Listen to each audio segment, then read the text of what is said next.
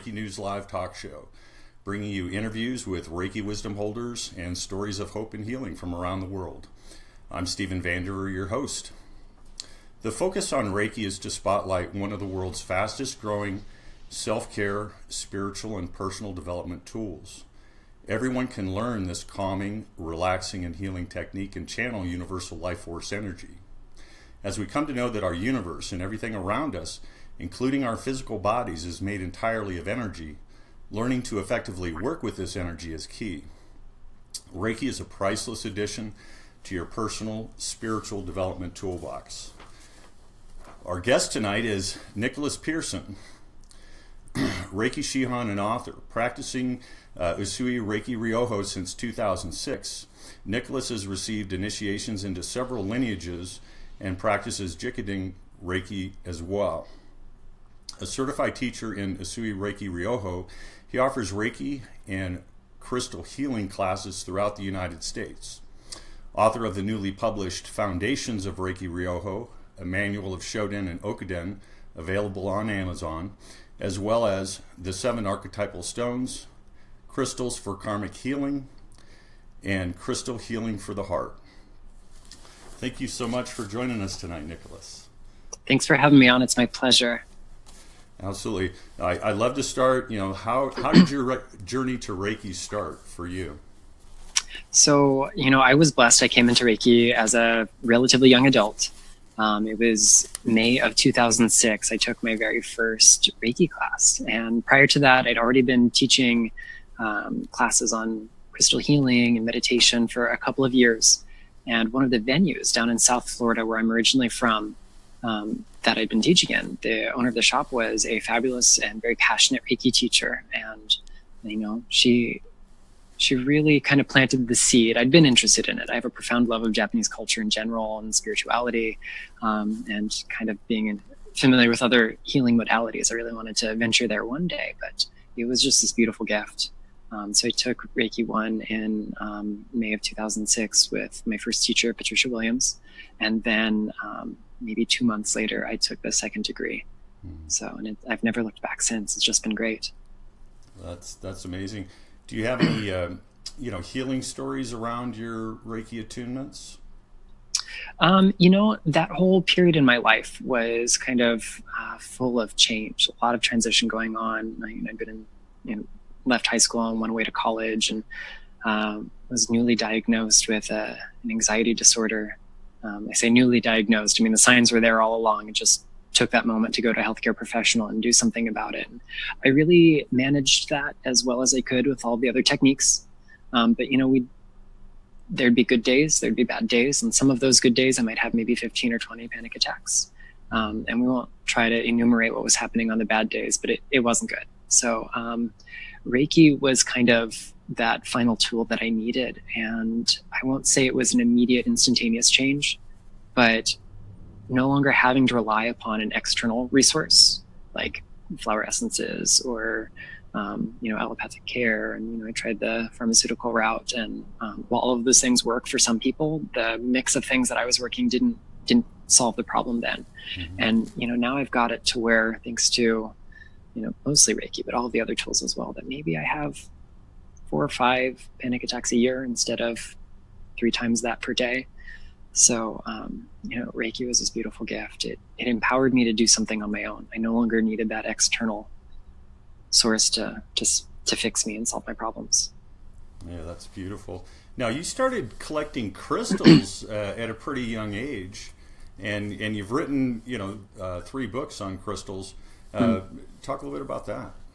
Sure. So, when I was a really little kid, everywhere I went, I had to have a memento, a rock or a stone, just from anywhere I could go. And we're not talking visiting the local shop.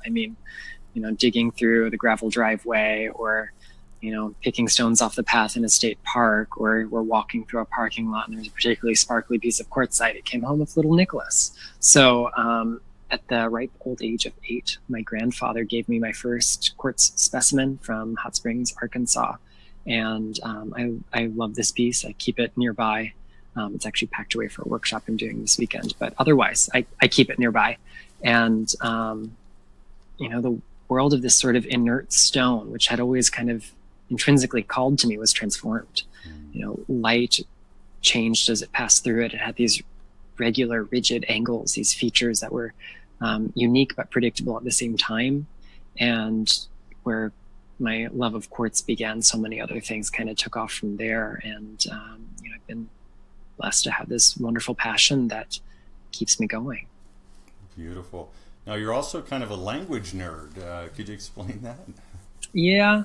So anything that I really like, I kind of dive into head first. So when I was in middle school, I learned my second language. I began studying Spanish. I was really lucky that when I went when I went to high school the following year, the teacher I'd had in the previous year transferred schools. So she was my teacher again, and she knew what my level of proficiency was, and she knew how I felt about classwork in general. If I wasn't challenged, I just didn't do anything. So she kept me working ahead. By maybe the end of Spanish 2, I was doing the work that everyone else would have been doing in Spanish 4 or 5. So we got to the point she just invited me to bring in novels, and as long as they were in Spanish, it counted as class participation. But after learning Spanish, I went on to study a few other things. I'm self-taught for the most part. I speak Portuguese and Japanese. Last year, I learned some French to go to Paris. In 2 months, I was able to navigate the country pretty well. But when I wrote this book, I really had to dive deep into my now very rusty Japanese.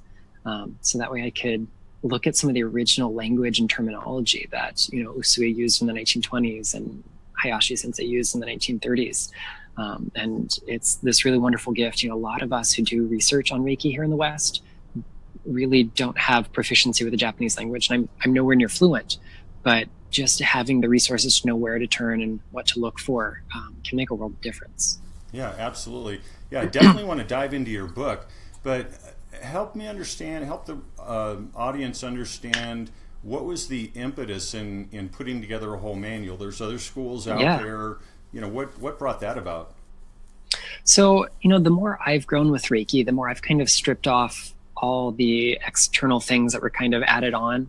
We'll probably get into this later, but when any system moves from one culture to the next, it adapts, and it's oftentimes the person responsible for transmigrating it, for moving it from one space to the next, who is like the living embodiment of the structure of it. And when that person is no longer there to hold the structure, hold that space of structure, then people kind of have to adapt. And so, in the West, we have Reiki proliferating. It's like every Tuesday at 4 p.m. sharp, we've got a new branch of Reiki popping up somewhere, which is a beautiful gift because that means there's so many tools available to so many people. But the longer I've sat with it, the more I've just wanted to go back to those original practices as best as I can. Obviously 100 years later in another culture, speaking another language, there's only so much of that I'm going to get. But I think one of the driving factors was when I teach, I've been supplementing whatever book I've been using. For a long time, I was using William Rand's manual, Reiki the Healing Touch. And the stack of papers I would hand my students to reflect my research, and the things that we would be learning about that weren't in the book got taller and taller and taller until finally I just wrote a manual and said, okay, well, this is my curriculum. Maybe I should do something about this and get it published so I can actually give it to people. Yeah. And you go into incredible detail on, for example, the etymology of Reiki, and that's very interesting. Can you talk about that and how we're probably losing out on a lot of meaning here in the West? The Japanese language is so complex and subtle at the same time. If we look at, I came prepared. So if we look at the word for Reiki written really old style handwriting, this word Rei, we can, just to give an example of how interesting Japanese is, we can pronounce that one character, Rei, Ryo, Tama, Dama, Ki, Pi, or Bi. That's 7 pronunciations for one word. And depending on how we make compounds with it, we get a whole lot of different meanings. If we were to open up a standard Japanese or even Chinese dictionary, this is a very, very old school character that was first used in China before it was brought to Japan about 1,500 years ago. We might see some words like ghost or ancestor or soul. We might also see something spiritual or effective. It might imply something bright or intelligent. Someone's bright-spirited, they're quick-witted, they're smart. It can also mean, it can refer to any number of supernatural beings, elves and ghosts and monsters. It can refer to certain types of funerary rites, like a bier that kind of thing that you build a funeral pyre on. And that's just kind of scratching the tip of the iceberg.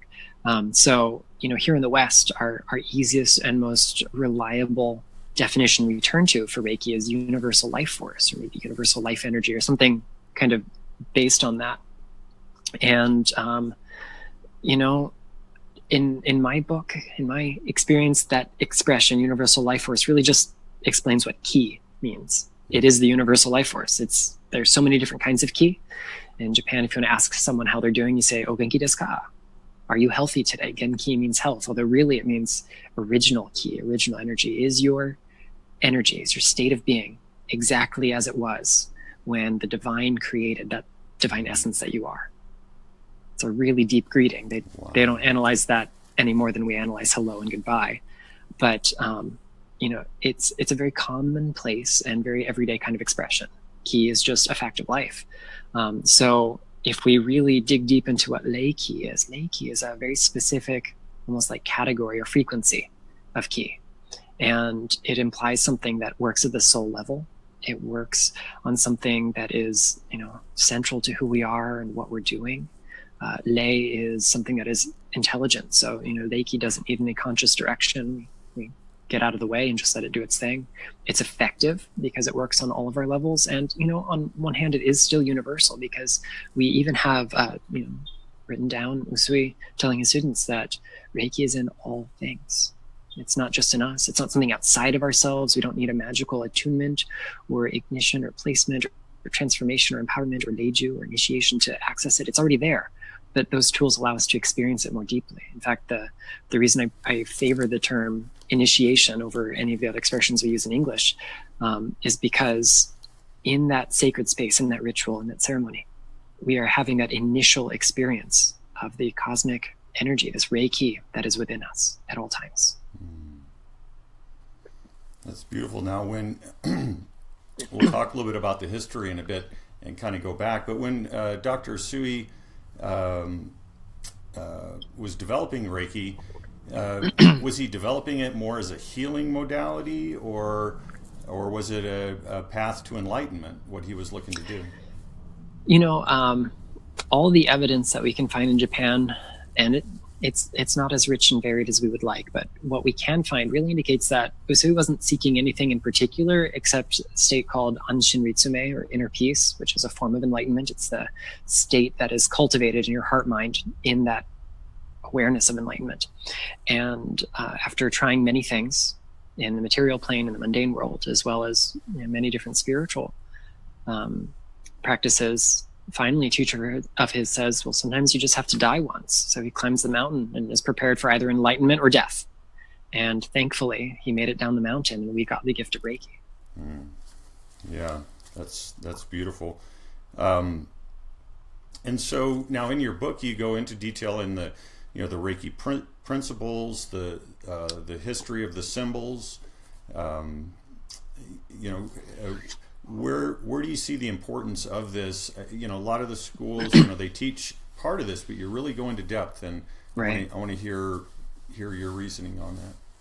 Oh, well, on the one hand, if we really want to understand what Reiki is offering to us, we have to look at the evidence that we have in front of us as to what it's meant in the past, how those tools were derived. And there's so many sort of fantastic stories about where the symbols came from and what they mean. Japanese being a very vague language, if you can't read or write it, you can't look up the terms that were actually used to write those. You can't see the kanji. So I think the more we rely upon the original resources, the primary documents, whether they're interviews or articles from magazines or newspapers from that time frame, or whether they're the teachings handed down by institutes like the Usui Reiki Ryoho Gakkai, the original learning society that he founded. And a lot of that teaching has become public through the tireless efforts of Hiroshi Joy of Gendai Reiki Ho. You can look at the materials published by the Jikiden Reiki Institute. Jikiden literally means by direct transmission. In other words, it is a preserved lineage with no alterations. So nearly a century later, it's the same class format as Hayashi gave in the 1930s.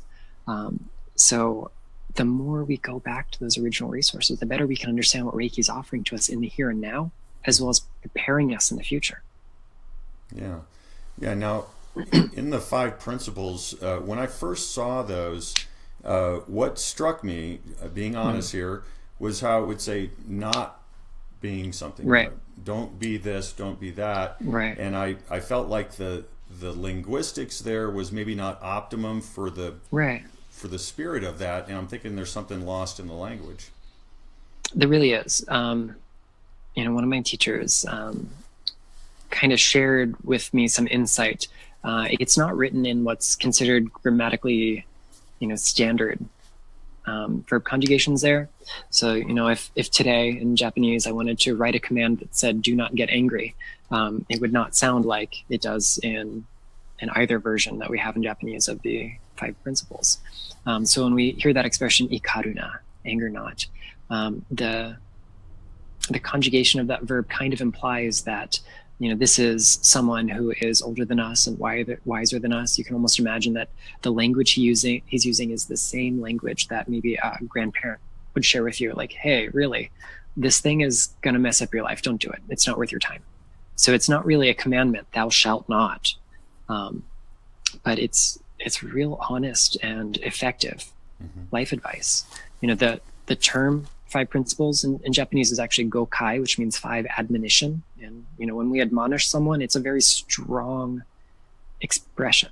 This isn't just 5 things that might help you if you think about doing. It's like, really, guys, do these 5 things. Your life will get better.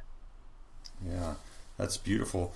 Now, talking about the treatment and Hayashi, I like that particular aspect that is brought up, where Hayashi, being a medical doctor in Japan, he presented Reiki as a rational treatment.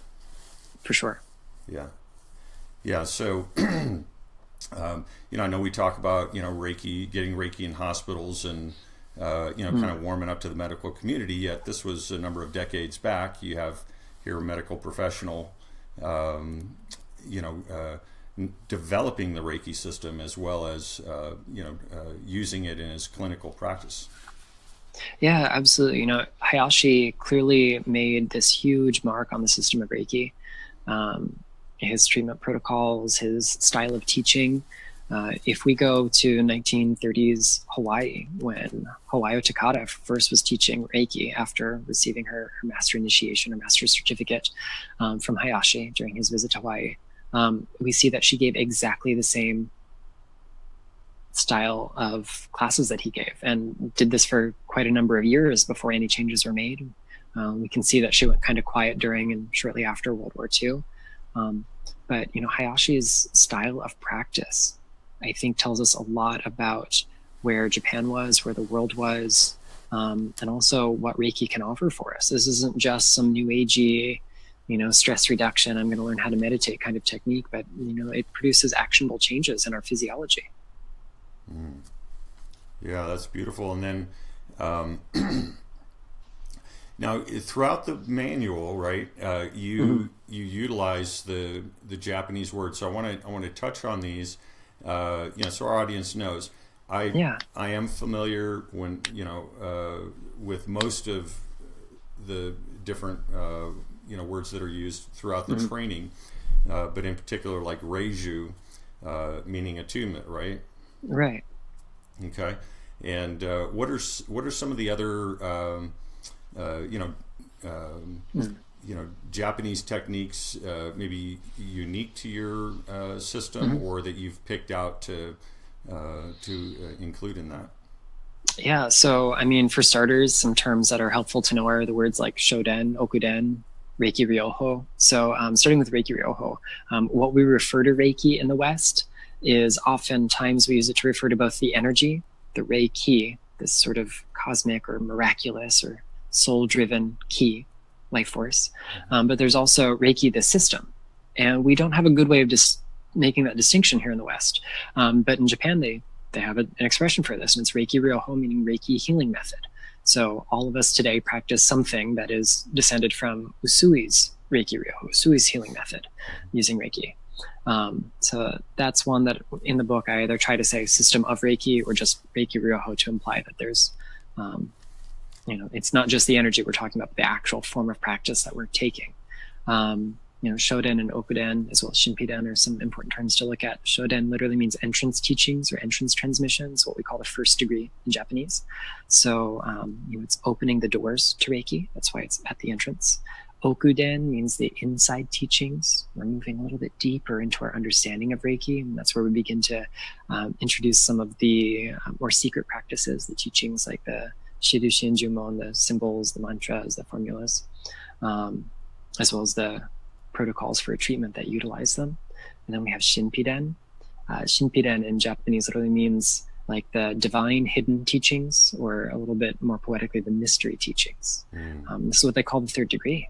So we as people who are initiated to that level, who practice that level, who are certified in it, we might call ourselves Shihan, meaning instructor, Shihan Kaku, an assistant instructor who teaches the first degree, or a Dai Shihan, someone who initiates other initiators. And that's a little bit different than our expression of Reiki master here in the West. Yeah. Now, where did the expression Reiki master come from? The first time it was used publicly was on Hawayo Takada's certificate that proclaimed her to be one of 13 fully trained and initiated Reiki masters, or masters of the Usui system of natural healing, I think is what it might call it on her certificate in English. We can pretty much presume that Hayashi spoke little to no English, so he did not choose the verbiage on this document. More than likely, Hawayo Takada did. Why she chose the term master, maybe, it was to lend a sense of authority or authenticity to her practice. Maybe it was inspired by an earlier document when Hayashi was on the SS Chichiba Maru, the ship that he was on. We actually have copies that researchers have found of the passenger manifest, a list of all the passengers on there, and there's Hayashi and his daughter Kiyomi listed on there. And it says that he is the master of the Hayashi Reiki Kenkyu, and it's kind of cut off there. And then in handwriting it says spiritual healer. So I think master in this case is used to imply he's the headmaster of the institute. He's the guy in charge. And effectively that's what Mrs. Takada was for all of us. We owe Reiki expanding into the rest of the world to Hawayo Takada. So Takada Sensei is the headmaster of her school, although it might not have had a formal institute. That's really where that term comes from. I think part of it is also due to the fact that, when we want to sell this very weird spiritual thing from Japan in a time when it was hard to be Japanese, hard to proclaim something that was very Japanese to a Western audience, if we made it a little less mystical sounding, it was no longer the mystery teachings, but the mastery teachings, that sounded a little bit more clinical, a little bit more mainstream, and so it certainly lended some credence to what she was offering. Yeah. Now, you also go, it struck me because the 21-day cleanse, and I remember the 21-day cleanse, with the different Reiki levels. But some of the schools either don't teach that anymore or don't teach that. Can you talk a little bit about the thinking behind the 21-day cleanse? Yeah, and I'm actually working. I haven't made this public yet, but here you are. You get to hear first. I'm working on another Reiki book, and it's going to be diving into a lot of our myths and folklore and urban legends kind of surrounding Reiki. And I've been looking for the origin of the 21-day cleanse. When I first learned it, my teacher was real hesitant to lead us in that direction, to make us believe that it was inevitable and it was going to be this awful experience. So she said, some people experience this, sometimes it lasts for this. And she mentioned that when she'd learned it, one of the sources she'd learned it from talked about how it went through each of the 7 chakras 3 times. And I found the origin of that. It was from the Reiki Plus School of Reiki Healing by David Jarrell. And he talks about this 21-day cleanse where it moves through the 7 chakra system on 3 different levels, 3 different planes, if you will. And I think there's an immensely practical way that this plays in. They say that it takes about 21 days to make a new habit. If someone says, hey, you're going to experience this integration period, it could mean pain, or things could come up, or it could be emotional, or it could be anything. But I have the solution for you. All you have to do is practice Reiki every day. Then by the end of 21 days, you've made it a habit to give yourself Reiki every single day. So I think that has a big part of where that came from. It's a good programming for us. Yeah, absolutely. Reiki, self-Reiki daily. For sure. Now, you also talk about ceremony around the initiations, around the attunements or the reijus, right? Yeah. Talk a bit about that, and how might someone develop a ceremony if they don't have one? Well, it's likely that in the earliest phase of Reiki history, Usui himself didn't have a formal ritual. It's speculated that in the earliest days, ritual might have consisted of reciting some poetry and sitting in a quiet room with him. And it was just, that level of awareness, that level of awakening or enlightenment that he had kind of by osmosis woke up some part of you so you could do this magical thing that he was teaching you.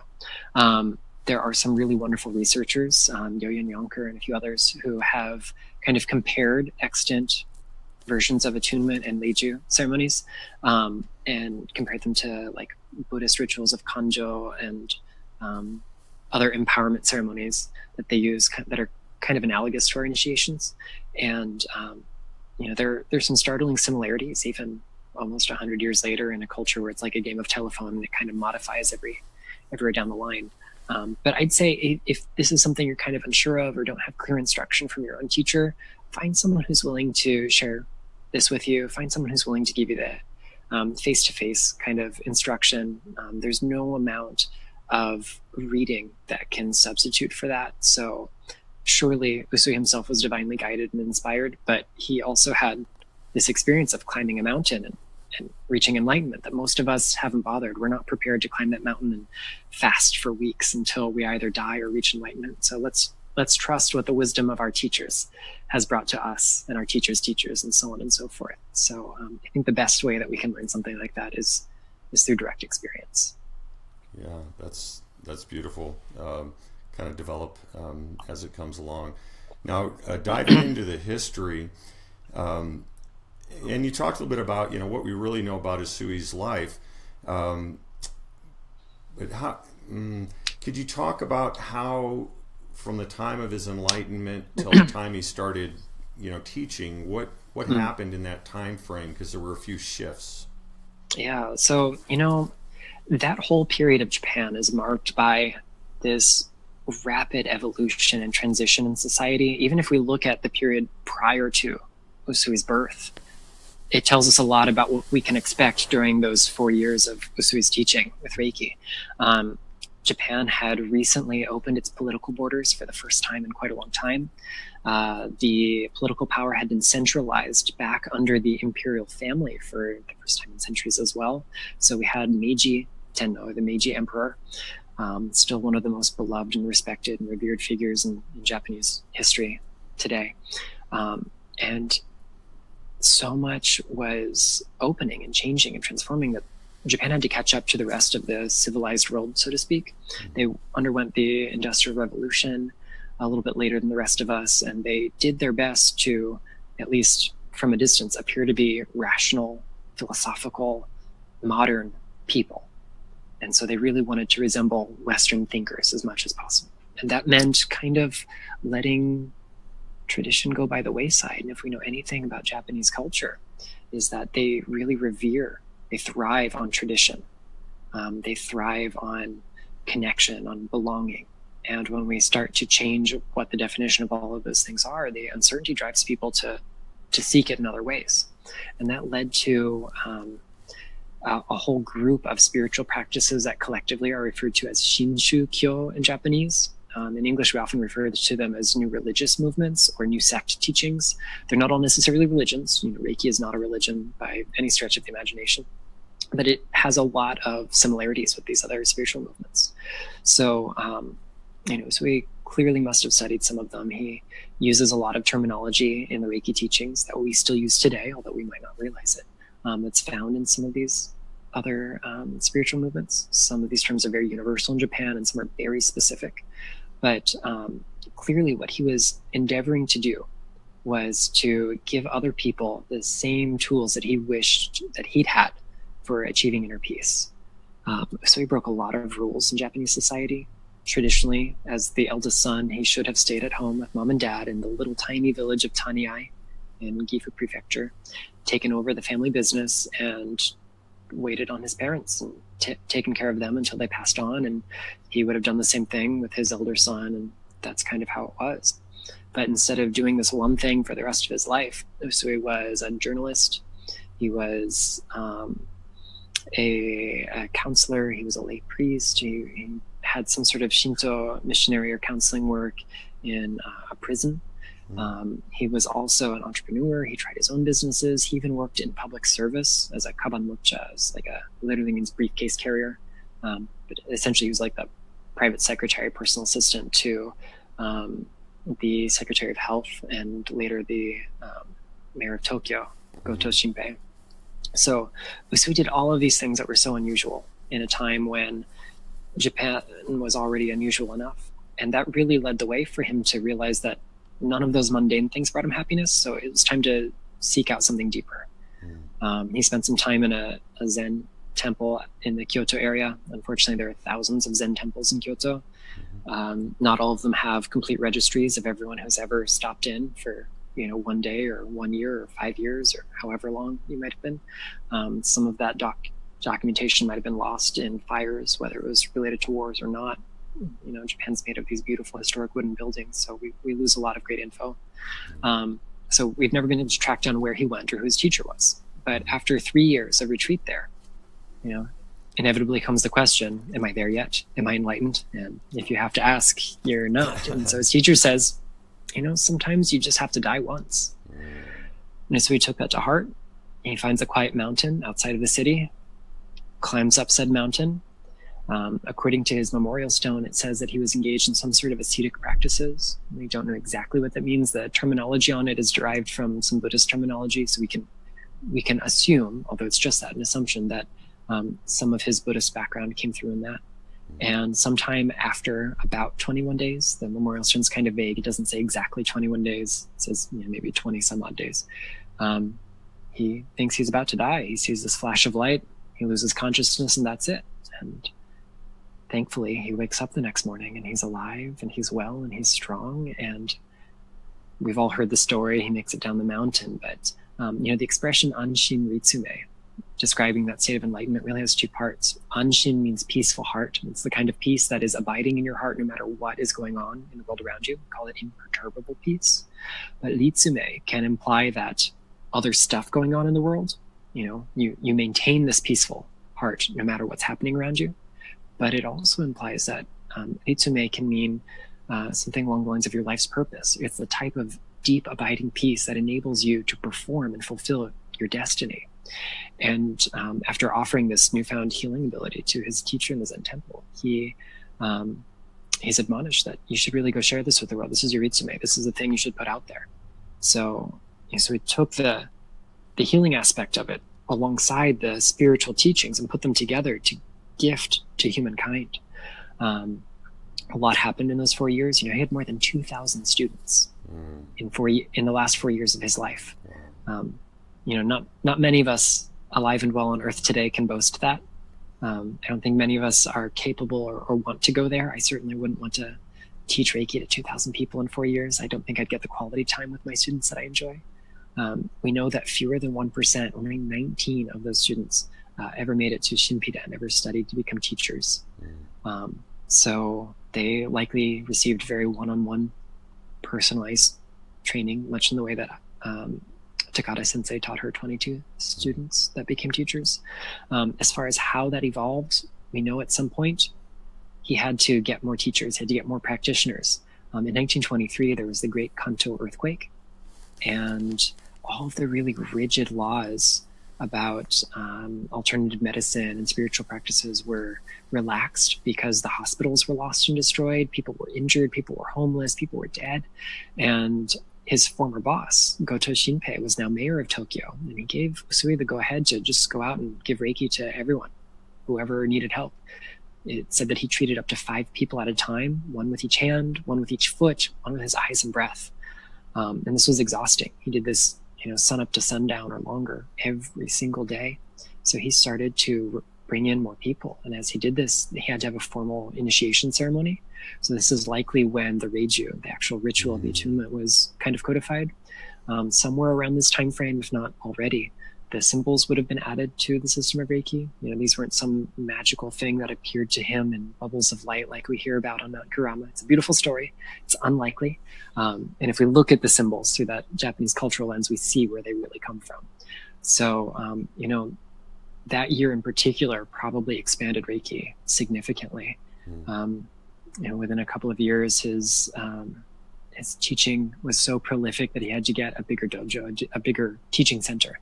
And so he moved outside of Tokyo into like the suburbs. And it wasn't long after that he passed away. Now, how do we explain the word Reiki showing up as a healing modality in Japan before Usui? Can you explain a little bit about that? And there is some confusion out there about original Reiki and all. For sure.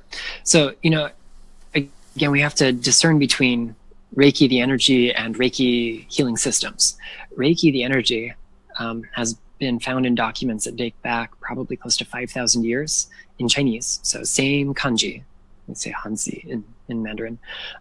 It's the exact same characters, more or less. The font changes just like our own has. If we tried to read something from 500 years ago, the letters look kind of silly to us, same way in Chinese or Japanese. And it describes some sort of miraculous or mysterious force, some divine or numinous energy.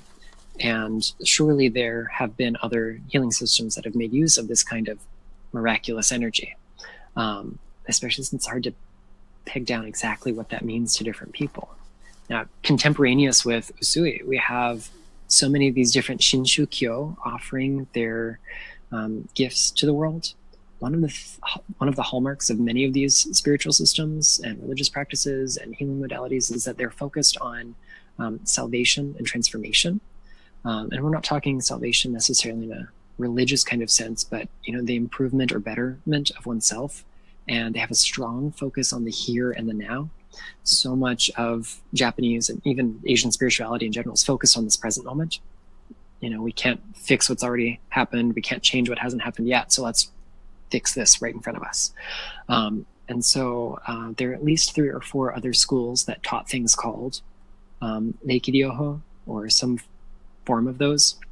There is the sort of contested claim about this book by Kawakami Mutaji, and Kawakami Sensei is said to have had his own school that practiced something called Reiki Ryoho. There are researchers who claim they found it. They've got a picture of this man. Researchers in Japan, on the other hand, have never found a copy of this book yet. So maybe there's only one in existence. Maybe the rest have been lost to the sands of time. But there are people kind of on both sides of this debate. Regardless, if we look at those Shinshukyo, at those new religious movements and new spiritual things, we find things that are very analogous to Reiki. So we've got schools that use things called Reiki and Seiki, which means like vital energy or living energy. We've got Aiki, which is uniting our ki, uniting our life force. We have Reishi, which means mysterious force. We have Yuki, which is the ki or energy of happiness. We've got Jodei, which is purifying the soul with ki. So Reiki is not necessarily something that existed in a vacuum. There were other things that were very similar to it. But if we look, most of them have not survived. And the few that have really have not proliferated in the way that Reiki has. None of them have gone on to do what Reiki has done. Yeah. So, although there's some confusion about original Reiki versus not original Reiki, the original Reiki that made it to the rest of the world is Usui's Reiki Ryoho. Reiki, the energy, is omnipresent. Yeah. If you're alive, if you exist, even if you're not alive, the couch I'm sitting on, the air I'm breathing, all has Reiki in it. But the healing system, the Ryoho, the method of applying this, all can be traced back to Usui. And even, modern practitioners who've sort of developed their own systems surely have been inspired by, probably practiced some form of Usui Reiki Ryoho at some point before going on to create other things to give to the world. Now, there was a point that was made in the history section about the Japanese Navy Nah. And the reasoning behind bringing the Reiki in was to reduce the amount of medical equipment needed. Absolutely. How pragmatic of Japanese society. We know that Usui worked in, the public servant sector. So in order to do his job, he often traveled at a time when it was hard to leave the country. So he would travel with Goto Shinpei, and they would visit, North America and China and Korea and Europe. The only ships that were regularly making these kinds of journeys were naval ships. So that meant that Usui had the opportunity to make these connections to the Navy. And that's part of the reason that I think we saw the Navy pick it up. And then the other part is, Japan being so concerned with efficiency. If you had something as wonderful as Reiki, as effective for first aid as Reiki was, then, why have all this expensive medical equipment? Why have all of that waste when you can have more room for other things like food and personnel? Yeah, absolutely. Well, that's beautiful. And then, you had mentioned some of these pseudo-historical facts. So some of the things that we're not sure are true. Was there anything else in particular on the history side that you think is important to make a point on? We could spend so much time doing this. That's why I'm gonna eventually get this other book written that does nothing but this. I think one of the other things that I think is so colorful in Reiki history is we like to refer to these people as doctors. For the most part, we understand that when we're talking about Usui, most people use it as an honorary title. But even with Hayashi, in order for him to have been an actual surgeon, we know when he graduated from his Naval Academy, they did not offer any classes in medicine there. The closest was like one class in hygiene, because if you're going to be in charge of lots of new recruits on a boat, you better hope that they know how to clean themselves and clean up after themselves. That's about it. So he would have had to have graduated medical school by the age of 17, which is really unlikely. He was not a surgeon.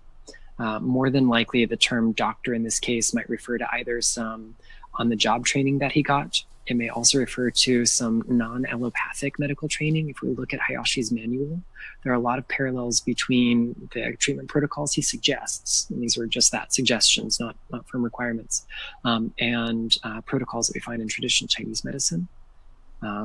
Robert Weston has written about this a little bit here and there. It's also interesting to note that although we can't find evidence of what his training was, the Jikiden Reiki Institute has tracked down some tax documents of his, and he actually paid his taxes in the sort of category of some sort of medical practitioner.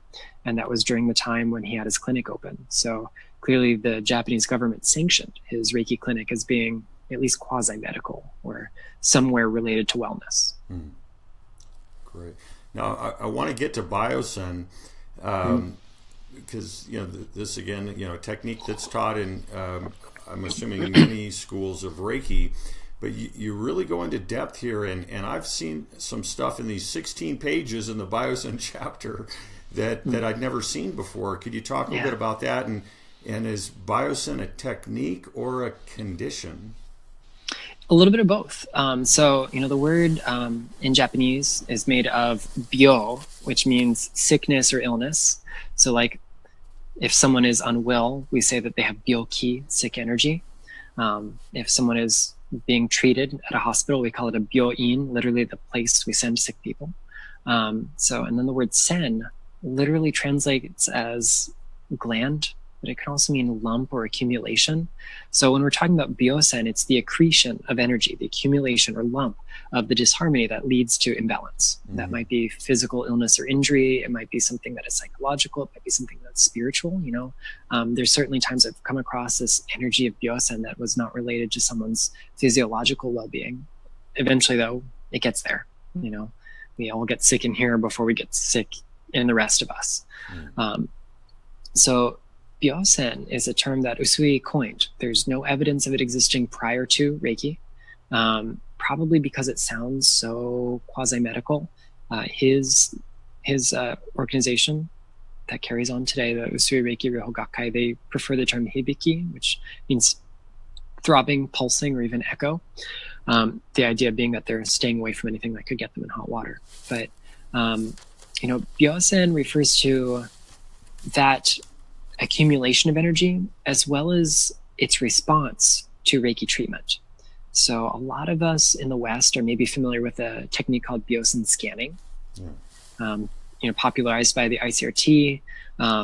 It's one of the beautiful things that they've done for us is giving this wonderful tool. And there is actually a precedent for the Byosen scanning in traditional Reiki Ryoho. And we refer to that as Byosen Leikan Ho. Literally translated, it's like the method for spiritually sensing where Byosen is. And although Usui talked about Byosen, in order to graduate from first degree to second degree Shoden to Okuden, you had to have proficiency, among other things, in sensing, detecting where Byosen is. Another thing that was needed was being able to treat it. So in the East, traditionally, they treat where Byosen is and not by specific hand placements. So you sit there and you can actually feel the rise and fall of this energy. And it evolves over time. Hopefully it gets smaller and smaller as we treat. Hopefully. And so in the Usui Reiki Ryoho Gakkai, they invite you to keep treating until the hibiki or the throbbing disappears. And Hayashi took it one step further. He kind of mapped it out into 5 different levels of intensity. We have the onnetsu or warmth. We have atsui onnetsu, which is a strong warmth, like palm sweaty kind of warmth. We've certainly felt that kind of heat when we've all given Reiki. And then there's something called piri-piri-kan, literally the sensation of tingling. Piri-piri-piri-piri-piri. It's an onomatopoeia in Japanese. And we also have hibiki or throbbing, and then finally itami, which is pain or discomfort. And, I say these 5 things as if they're 5 discrete sensations that we all feel universally, but, the language of energy is subtle and subjective. So the way your consciousness, your body perceives that in someone may be different than the exact same sensations I have in my hands, but it'll more or less be in the same hierarchy. So maybe I'll feel a strong sense of like magnetism for level 3, and you might feel that tingling sensation that's like the textbook classic.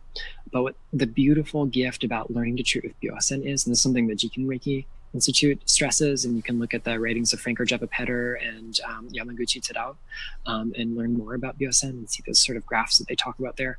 But when we learn to treat according to Byosen, we treat the core of something. We're not treating the symptom, we're treating where it arises. And we can watch what Reiki's doing. It's like being able to see what the progress is. Someone comes back to you and you can see where the Byosen is. Is it just as intense as it was last time, or have we taken it down a run or 2? And so over time, we can see whether we're addressing the condition or not. Yeah, that's beautiful. Now, is that what Hayashi did? I saw the graphs, and he was charting out the different... Yeah. So that's definitely something that we can trace back to Hayashi. We don't know how much of that might have been extant in Usui's day. It probably was not quite as quantitative. And this is definitely where there's evidence that Hayashi had some sort of medical background, whether it was in a conventional kind of treatment or maybe something more holistic. He certainly worked very clinically. And that's where the Hayashi healing guide, the healing manual that he put out, comes from. Those places that he lists for different conditions, those are the places you're most likely to find Byosen. So, you treat where the Byosen is. You don't necessarily treat them all just because. But when we follow Byosen, the average cycle might last about 15 minutes. So in an hour and a half treatment, you might just keep your hand in one place and feel that rise and fall maybe 6 times and see if it's changed. And, in later degrees, the Jikiden Reiki Institute teaches some techniques that target that specifically. They have protocols for that. Takata had her own ways of dealing with that. She didn't outright use the word Byosen because she didn't use a lot of Japanese terms, but she talked a lot about addressing the cause of things rather than the effect of things. She always invited people to listen to their hands. What is Reiki offering to you? What is Reiki telling you? She also, made it apparent that we had to trust our intuition above and beyond all else. Master the basics, but then, follow Reiki. Yeah, absolutely. Now, I saw the section in here also about crystals. You do talk about crystals and Reiki in the book. I imagine if someone wants to learn more about the crystals, they go to your other books. But talk about this first. Sure. It's hard not to talk about both of my loves at the same time. So crystals had to work their way in. On the one hand, because in the West, we love to combine modalities. Reiki is so malleable and adaptable that really we can use it with anything. So naturally, these two things go together pretty well. There is some historic evidence that Hayashi definitely, and probably Usui as well, had a technique that involved crystals. So the Jikiden Reiki Institute has sort of dug deep and found this technique. And if you had a piece of clear quartz, your Shihan, your instructor, could give it Reiju, like passing an attunement to it, and it would radiate that same miraculous energy, that same spiritual energy as Reiki. And then you could gift it to someone who lived too far away to visit a practitioner, or maybe wasn't able to afford treatment or afford the actual training. So it was a way to get more Reiki out there, essentially. And a lot of us naturally charge crystals with Reiki energy, even without having any idea that there's a historical precedent for it. In the ICRT, we use the Reiki healing grids. There's so many Reiki books out there that talk about maybe programming crystals with Reiki or imbuing them with the symbols. So I wanted to include a couple of exercises for that in the book. I really love to use the Gokai, the 5 principles for that, because they have such a strong force, which we call Kotodama, the soul of the words. Even just reciting them when we're in that prayerful state, holding our crystal, kind of attuning to it and syncing up with it. The Gokai is used traditionally in Japan to literally clear the energy of the space. It's like burning sage or Palo Santo, using singing bowls. So they recite the Gokai just to clear the energy. And so imagine doing that for your beloved crystal. And then you're also giving it Reiki and kind of inviting it to radiate this Reiki energy. Yeah, that's beautiful. I'm starting to get into the crystals a little bit. So I see some of these other books that you have. Talk a little bit about those and kind of the evolution of the books. I mean, you cranked these out in just a couple of years. Yeah. Well, I've been doing this a long time. I haven't necessarily been actively writing the whole time, but I've had it in my head that I wanted to write, and I just never really got very far with it. And then one day I had a piece of obsidian in my pocket. I worked in my previous career as management and retail, doing the corporate America thing, and I always kind of had a different totem stone for the day. Like today I'm wearing some lapis lazuli. But I had this piece of obsidian in. I really needed some additional strength. And I had not even gotten out of the driveway when it dawned on me that no matter where you went in the world, obsidian has the same universal archetypal roles. We make it into sharp things and shiny things, cutting edges and reflective surfaces. And that kind of planted the seed for the 7 archetypal stones, where I look at these sort of most universal, symbolic, cultural, historic, spiritual applications for these 7 rocks and minerals, and kind of dive deep into what those things tell us. So if we're looking at obsidian, which is a natural volcanic glass, it is non-crystalline, therefore it's neither properly a rock nor a mineral. And this material, cleaves very, very well into these little flakes we call conchoidal fracture, and it makes very sharp things. Spear points, arrowheads, knife blades, and so on. But we can also look at cultures like Çatalhöyük in the Anatolian Peninsula, maybe 5,000-7,000 years ago, and they made obsidian mirrors. Central and South America, we have lots of obsidian mirrors that have been found. John Dee, the famous occultist, astrologer to the royal court in England, he also had an obsidian mirror that he used as a speculum or a scrying tool. So when we look at these things, it tells us a lot about what obsidian has to offer. And when we do that, we actually see that it's not just about physical healing, maybe even psychological healing, but these are like deep spiritual teachers. So those 7 stones are the 7 that got this treatment that's right up a little bit more easily than the others. I could have worked on making it the 74 archetypal stones, but the book would have been too much for anybody, including myself. 17 volumes. Yeah, and 7's a great spiritual number. Yeah. And it kind of starts at this journey of chaos with non-crystal obsidian and ends with a great amount of order and light with diamond. So it kind of traces evolution through all of them. And maybe a couple months after I'd finally finished the manuscript, and that was quite a journey, some of those stones have become my most important teachers, like lapis, for example. I was writing some curriculum for a new workshop that was always going to be 2, maybe 3 hour seminar. and I was having some insomnia. So the remedy for that is usually either meditate or work. Either way, I want to go to bed immediately. So I sat down to write this outline, and like 2.5 hours later, I actually finished the outline. It's like 4 o'clock in the morning. I'm not sleeping, but I look at it and I go, there's too much here. I can't fit this into the class. So over the next 4 weeks, it actually took me 27 days. I turned that into a manuscript and sent it in, and that became Crystals for Karmic Healing. I'm really grateful. I reached out to Judy Hall, who's a friend of a friend, and we've since gotten to be a little bit friendlier, and she provided a beautiful foreword for the book, and it kind of goes through an exploration of what karma is and how crystals can really be powerful catalysts for that sort of healing, that deep healing, because karma just means action or deed in Sanskrit. Every action has a reaction. Every in-breath has an out-breath. So karma is neither good nor bad, in spite of what we may have heard. So this gives us some, practical tools for working on that. And then crystal healing for the heart is based on a workshop I've been teaching since maybe 2008, 2009.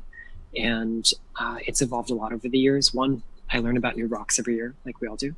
And there are so many now that they couldn't all fit in 2 hours. And then also the types of techniques for using them have really changed my life. A lot of the tools that are in there are things that I use on a regular basis. So I wanted to put that out and have it lavishly illustrated and give people hands-on tools for working with their crystals. That's beautiful. Now, when you're traveling around the U.S., well, internationally, I'm sure, but are you teaching your crystal workshops as an add-on to your Reiki training, or do you integrate those at all that way? I haven't done a lot of Reiki teaching in the course of writing and editing this manual because part of me just felt really silly giving away other people's books while I had mine in production. So I kind of scaled back on that recently.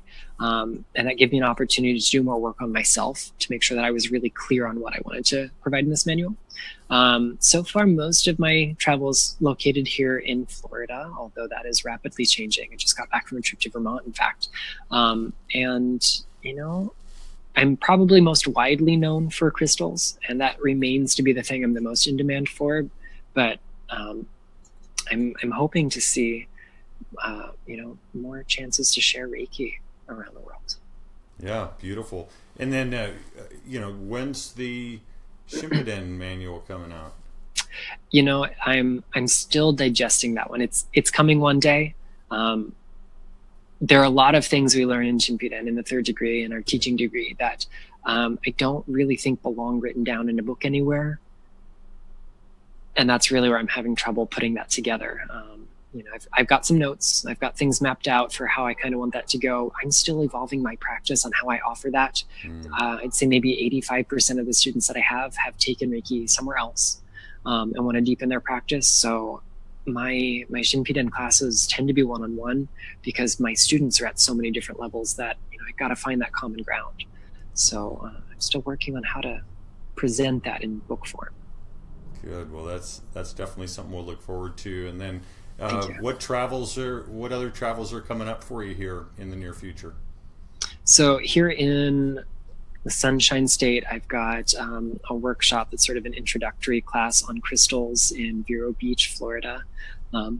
It's called Crystal Energy from Science to Spirit, and it's going to be this Saturday.